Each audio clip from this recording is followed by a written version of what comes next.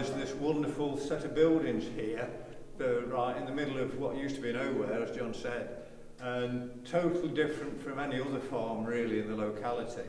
But the background to it is that in the middle of the 19th century, Nottingham was having severe problems with disease and the foul conditions in the city in Nottingham, because it was all a very congested area, these back-to-back houses and open sewers and no toilets and everything else. And at the end of the 1860s and early 1970s, there were 2 or 3 cholera outbreaks. So the corporation, as it was then, not the county, not the city council, the corporation decided that they'd got to do something about it.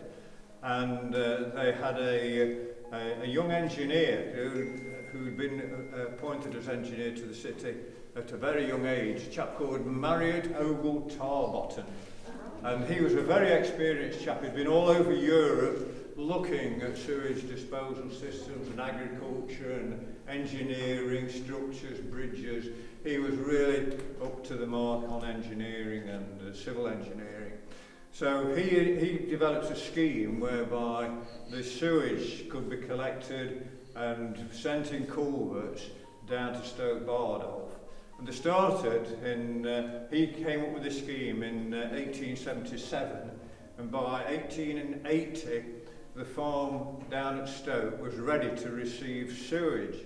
June 17th, 1880, the first sewage came through these pipes and was discharged onto the fields at Stoke Bardolph.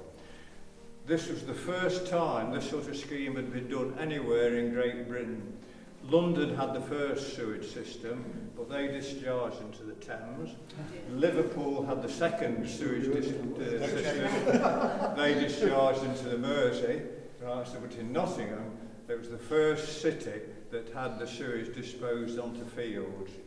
And the corporation developed, along with Bulcote Farm, this scheme whereby the sewage could be spread over the fields and ploughed into the land, and then crops grown on the land and grassland for the animals. And Stoke Farm itself was built from that. And I think it was 1883 when the first houses were built for farm labourers.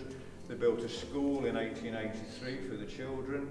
So the corporation really got their act together in having a good organised business.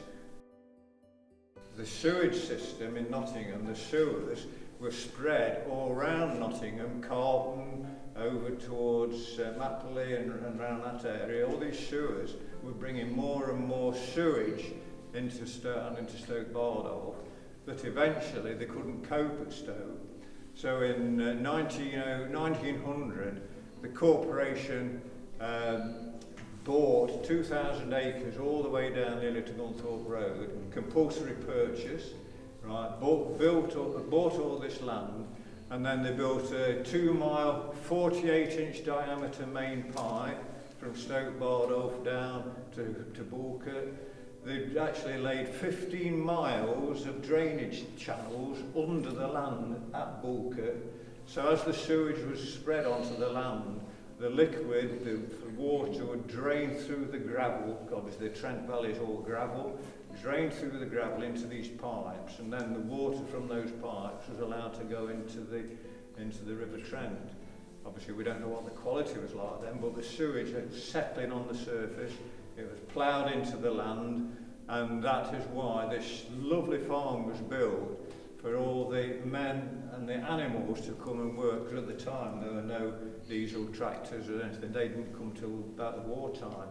So all these buildings that were built for the horses and all the animals in the different buildings. A little bit, just a couple of minutes on the farm then, the farm estate. Steve explained that this actual farmsteading here, one of four farmsteadings. This one at Bulcote was started in 1902 and finished in 1906. So it took a while to build. It had, in 1910, there was over 100 people which were registered to work here.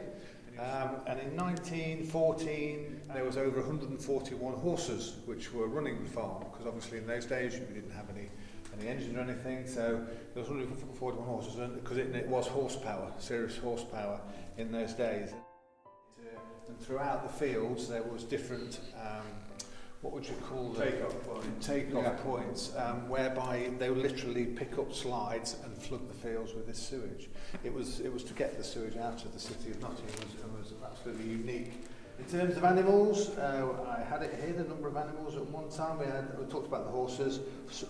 This was particularly in 1910, 777 cattle, 224 sheep and 649 pigs. But over the years, those numbers changed. Cottages you drove by when you went over the railway, 12 cottages there, they were for the men and families to live. They were built specifically to house the workers. And of course, in those days, it was Nottingham Corporation. Today, it's Severn Trent. And you're going to think, what's going to happen to this farm going forward? Well, we'll get that one out of the way. We're in the final weeks now. It's being sold to a company, Woodall Homes from Chesterfield, and they have that's planning on this to make this into 29 flats in the Grade 2 listed courtyard and 40 new builds as well.